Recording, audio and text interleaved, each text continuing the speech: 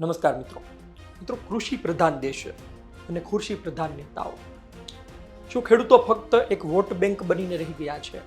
એમને જ્યારે મદદની જરૂર હોય, જ્યારે એમને અપેક્ષા હોય કે ખભે હાથ મૂકી કોઈ મોટો નેતા મંત્રી કહેશે કે ડરવાની જરૂર નથી, ખેતર તમારું છે, ખેતી તમારી છે, મજૂરી તમારી છે, મહેનત તમારી છે, તો વળતર તમને મળશે અને પૂરું વળતર મળશે. ભારતીય જનતા પાર્ટીમાં બેઠેલા મંત્રીઓમાં શું એ ત્રેવડ વધી છે કે ખેડૂતો માટે બોલી શકે? ચૂંટણી સમયે એફિડેવિટમાં ખેડૂત લખાવતા એ નેતાઓમાં હવે હિંમત છે કે ખેડૂતો માટે રસ્તા પર આવે? શું સરકાર એ નક્કી કરી શકશે કે એમની માટે ખેડૂત મહત્વના છે કે પછી ઉદ્યોગપતિ? જો ઉદ્યોગપતિ મહત્વના હોય તો પછી કૃષિ પ્રધાન લખવાનું છોડી દો અને કૃષિ પ્રધાન નામના ભાષણ આપવાનું છોડી દો. સુરેન્દ્રનગરના કોંઢમાં ઘટના બને છે, પોતાના ખેતરમાં ખેડૂતોનું નથી ચાલતું. કંપનીના કર્મચારીઓ આવે છે ડઝન બંધ પોલીસ લઈને અને ત્યારબાદ પોતાના કામ કરી જતા રહે છે. વિરોધ કરવામાં આવે છે, કશો ફરક નથી પડતો. સાંભળો ખેડૂત આગેવાનોએ શું કહ્યું અને આ રેલો હવે ગાંધીનગર પહોંચશે 15 તારીખે. સાંભળો શું ચીમકી ઉચ્ચારવામાં આવી. જે કોણની અંદર જે 765 કેવી જે લાઈન નીકળે છે, બરોબર, જે આ 765 કેવી લાઈન નીકળે છે, એ લોકો ક્યારે સર્વે કરી ગયા પાવર ગ્રીડ વાળા કે ગામમાં કોઈ જાતની જાણ નથી કરી, બરોબર, અને ક્યારે એ લોકો સર્વે કરીને ગયા છે એ કોઈ જાતની જાણ નથી કરી, કોઈ ખેડૂતને ખબર નથી. અને જ્યારે એ લોકોને કામ કરવું છે ત્યારે એકી સંગાતે 700 થી 800 પોલીસનો સ્ટાફ લઈને એ લોકો કામ કરવા માટે આવી જાય છે અને ખેડૂત પૂછે છે તો એનો કોઈ જાતનો જવાબ નથી આપતા, બરાબર. ખેડૂત વળતર માટે ખેડૂતને કોઈ લાઈન આરે કોઈ જાતનું કાંઈ છે નહીં, પ્રેમથી લાઈન નાખવા જ દેવાની છે. ખેડૂત સાથે ઉભા રહીને કામ કરાવે એમ છે, છતાં એ લોકો એવું કહે છે કે વળતર તમને દેવાનું થતું નથી અને જે વળતર આપે છે એનાથી અમને સંતોષ નથી. અને કોણની જે જમીન છે એ બિન પિયતમાં નાખીને ગયા છે. તો ભાઈ, જે પહેલા ન્યૂઝમાં આવતું હતું કે ગુજરાતમાં ફર્સ્ટ નંબરનું સુરેન્દ્રનગર જિલ્લાનો ધાંગધ્રા તાલુકાનું જે કોંઢ ગામ છે, ગુજરાતમાં ફર્સ્ટ નંબરનું ઉત્પાદન ધરાવતું ખેતીમાં કોણનું નામ છે, તો બિન પિયતમાં કેવી રીતે ગયું? બરોબર, એ લોકો બિન પિયતમાં નાખીને ગયા છે. તો અમે આનાથી સંતોષ નથી, એટલે અમે કલેક્ટર અમારી 29 પોલ આવે છે અમારે કોણની જમીનમાં, એટલે ઓછામાં ઓછી અમારી 300 થી 350 જમીન અમારી અંદર જાય છે, 350 ખેડૂતની જમીન, બરાબર. એટલે આનાથી અમારે સંતોષ નથી, એટલે અમે કલેક્ટર કચેરીએ સુરેન્દ્રનગર આવ્યા છીએ અને કદાચ અહીંયાથી કોઈ જાતનું નિવારણ નહીં આવે તો અમે અહીંયાથી અમે આગળ ગાંધીનગર ઉગ્ર આંદોલનની તૈયારીમાં છીએ અને ગાંધીનગર કદાચ નહીં પતે તો અમે દિલ્હી સુધી પણ જવા તૈયાર છીએ. બધા ખેડૂત ગુજરાતના અમે તૈયાર જ છીએ. એટલે વહેલી તકે સરકાર પૂરતું વળતર અમને ખેડૂતને આપે એવી અમે દિલથી અપીલ કરીએ. કોંઢ ગામમાં જે રીતે ભ્રષ્ટાચારી કલેક્ટરે, જે જેલમાં છે એ કલેક્ટરે કોંઢ ગામની 60,000 હેક્ટર જગ્યા પિયત હોવા છતાં, એટલે કે આખું ગામ પિયત હોવા છતાં ત્યાં બિન પિયતનો હુકમ કર્યો છે. કોંઢ ગામની જંત્રી 300 રૂપિયાની આસપાસની હોવા છતાં ત્યાં જે હુકમ થયો છે, સામાન્ય રીતે જંત્રી ભાવના 4 ગણા વળતરનો હુકમ થાય, પણ જે 200-250 રૂપિયા હુકમ કર્યો છે. બાજુના જ ગામમાં મોરબી તાલુકાનું ગામ આવે, ત્યાં માત્ર 28 રૂપિયા, 30 રૂપિયા, 35 રૂપિયા જંત્રી છે, અહીંયા 300 રૂપિયા જંત્રી છે. પણ 28 રૂપિયા છે ત્યાં 945 નો હુકમ, અને જ્યાં 300 રૂપિયા છે અહીંયા 250 નો હુકમ. એટલે ભૂલ ભરેલો હુકમ, ક્ષતિયુક્ત હુકમ, અને હુકમમાં માત્ર 67 મીટરના કોરિડોરમાં કામ કરવાની જવાબદારી છે. 67 મીટર બહાર ખેડૂતને કોઈ ના અડી શકે, પણ તેમ છતાંય જે રીતે પોલીસે ત્યાં ડેલાઓ તોડ્યા છે, આ બધું જ બાબતે કલેક્ટર સાથે ખૂબ વિસ્તૃત ચર્ચા થઈ છે. અને આજે પહેલી વખત મને દુઃખ થયું કે દેશની લોકશાહીના ચોથો આધાર સ્તંભ જે મીડિયા છે, મીડિયાને પણ ચર્ચાનું રેકોર્ડિંગ કરવા ન દીધું. આ સૌથી મોટું આ લોકશાહીનું ગળું દબાવવા, જેમ ખેડૂતોનું તો ગળું દબાય જ છે, પણ આ કલેક્ટર અને એસપી દ્વારા ક્યાંક ને ક્યાંક મીડિયાનું પણ, લોકશાહીના ચોથા આધાર સ્તંભનું પણ ગળું દબાવવાનો પ્રયત્નની શરૂઆત થઈ હોય એવું મને આજે ફીલ થયું છે, એવું મને લાગ્યું છે. લોકશાહીના દુશ્મનોની આંખ ખોલવા માટે અત્યારે અમે સુરેન્દ્રનગર કલેક્ટર ઓફિસમાં છીએ.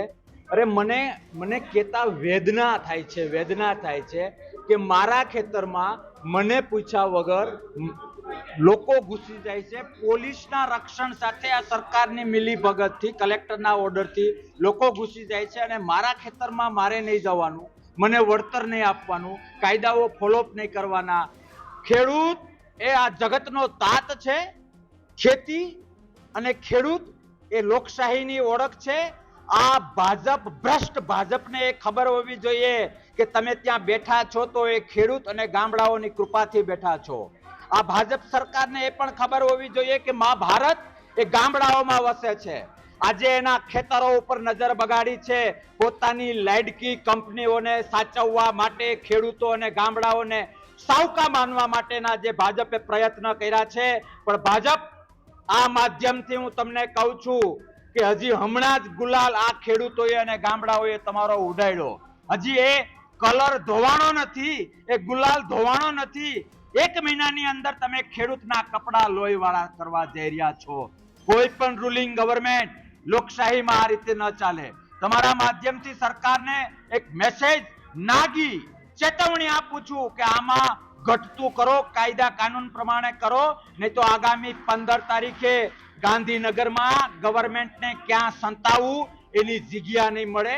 કારણ કે લોકશાહી એ ગઈકાલે પણ કોઈના બાપની જાગીર ન હતી અને આવતીકાલે પણ કોઈના બાપની જાગીર નહીં રહે. ખેડૂત છે તો બ્રહ્માંડ છે. ખેડૂત, ખેતી અને ગામડું છે તો જ લોકશાહી છે, મા ભારત છે.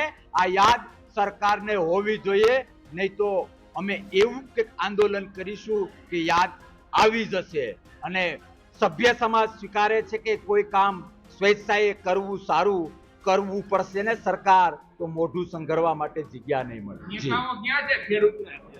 દુઃખ થાય છે મને દુઃખ થાય છે કે જે નેતાઓ, આમ તો હું વર્ષોથી કહેતો આવ્યો છું કે પરસેવો પાડનાર ઉપર ખાલી પોતાના ચહેરા ચમકાવવા માટે કોઈ રાજકારણ કરતું હોય ને તો એને નેતા નહીં, હું વ્યક્તિગત માણસ પણ નથી ગણતો. અને જે લોકોએ ખેડૂતના ખભે પગ રાખીને પોતાનો ચહેરો બનાવ્યો છે અને આ વેદના વખતે ક્યાંય સંતાઈ ગયા છે, તો હું વિનંતી કરું કે આજ પછી તમારી જાતને કોઈ પણ ઉપનામ આપો, ખેડૂત નેતા આપશો ને તો પાપ લાગશે, પાપ. સરકારને પણ મારે કહેવું છે કે ધર્મના નામે પોતાનો સ્વાર્થ બહુ સિદ્ધ કર્યો, પણ આ ખેડૂતની વેદના, ખેડૂતની હાય તમને ઘર ભેગા કરી દેશે. મારા શબ્દો યાદ રાખજો. આજે સુરેન્દ્રનગર જિલ્લાના કોંઢ ગામમાં પોલીસ અને સરકાર દ્વારા ગેરકાયદેસર ગતિવિધિ કરી અને ખેડૂતોની ખેતરમાં બળજબરીપૂર્વક વીજપોલ નાખ્યા અને આજુબાજુના ખેતરની અંદર આજની તારીખમાં પણ મોટા મોટા ડમ્ફરો ફરે છે. ભારતીય સંવિધાન અને નામદાર અદાલતના કાયદાને વિરોધ જઈને આખા સમગ્ર ગુજરાતની અંદર વીજપોલ કંપનીઓ વીજપોલ નાખી રહી છે. એમાં સુરેન્દ્રનગર જિલ્લાના ખેડૂતોને વિનંતી કરું છું, તમે એવું ન માનતા કોંઢ એક છે, લગભગ સુરેન્દ્રનગર જિલ્લાના 640 ગામ આવી જાય છે. તો કાલે લીંબડી તાલુકો, વઢવાણ તાલુકો, ધાંગધ્રા તાલુકો, હળવદ તાલુકો અને એવા 10 તાલુકા આવી જવાના છે. તો આપણી સ્પષ્ટ માંગ છે કે એક વીજ પોલ દીઠ 2 કરોડ રૂપિયા રોકડા આપે, ખેડૂતો સાથે વાટાઘાટ કરે અને માસિક ભાડું રજૂ કરે એ આપવા માંડે છે. અને આ બધી માંગણી લઈને 15મી તારીખે ગાંધીનગર ખાતે ખેડૂતો ઉમટી પડવાના છે. તો સુરેન્દ્રનગર જિલ્લાના ખેડૂતો ગામે ગામથી ઉમટી પડો. 15મી જૂન 2026 સવારે 10 વાગે તમામ ખેડૂતોને વિનંતી, ચલો ગાંધીનગર. તો આપે સાંભળ્યું શું કહેવામાં આવ્યું. તમે પહેલા સમજી લો કે હજુ હમણાં કડદા આંદોલન થયું, ત્યારબાદ હવે આ આંદોલન થઈ શકે છે, બીજ મુકાઈ ગયા છે. ખેડૂતોને ઘડીએ ઘડીએ આંદોલન કરવામાં રસ નથી હોતો. એમને પણ કામ હોય છે, ઘડીએ ઘડીએ સમાચારોમાં આવવું, વિરોધ કરવો, એ બધું એમને પસંદ પણ નથી હોતું. પરંતુ અલગ અલગ વિસ્તારમાં એ પ્રકારની ઘટના બને છે ત્યારે તેમને મેદાને આવવું પડે છે અને બોલવું પડે છે. કડદા આંદોલન બાદ ઘણું બદલાઈ ગયું છે. એ સમયે કૃષિ મંત્રી રાઘવજી હતા, અત્યારે કૃષિ મંત્રી જીતુભાઈ વાઘાણી છે. ખેડૂતો રસ્તા પર આવે, ખેડૂતો વિરોધ કરે, પછી કોઈ પણ કંપની હોય, મહાકાય કંપની ભલે ને હોય, પરંતુ તમારે સાથ ખેડૂતોનો આપવો જોઈએ. જો તેઓ સાચા છે તો તેની સાથે ઊભું રહેવું જોઈએ. જોઈએ આવનાર દિવસમાં શું થાય છે. ખેડૂતો ગાંધીનગર પહોંચે ત્યારબાદ આ સત્તાધીશોની નીંદ ઉડે છે કે પછી આ દ્રશ્યો, આ વિડીયો, આ સમાચાર સાંભળ્યા બાદ હરકતમાં આવે છે. ચૂંટણી સમયે ખેડૂતો પાસે જઈ મને મત આપજો કાકા, માડી મને મત આપજો, હમ ખવડાવે છે, ત્યાં સુધી આ નેતાઓ થઈ ચૂક્યા છે. તો પછી કામ કરવામાં શું જોર પડે છે? વાત ફક્ત પૂરતા વળતરની છે અને કંપની આટલું કમાઈ છે, એમની જમીન ઉપર નાખો તો પૂરતું વળતર કેમ નથી આપવામાં આવતું? પોલીસ કર્મચારીઓ કોના માટે હોય છે? કંપની માટે કે પછી સામાન્ય લોકો માટે? જેના ખેતરમાં તમે વીજ પોલ ઊભા કરી રહ્યા છો તેની સુરક્ષાનું શું, તેના હક અને અધિકારનું શું? જોઈએ આવનાર દિવસમાં શું થાય છે. આપનું શું કહેવું છે કોમેન્ટ બોક્સમાં લખજો આપનો અભિપ્રાય. શું ભારતીય જનતા પાર્ટીમાં હજુ પણ કોઈનું જમીર વધ્યું છે?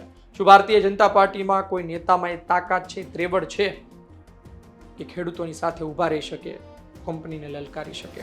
આપનું શું માનવું છે કોમેન્ટ બોક્સમાં લખજો. ધન્યવાદ.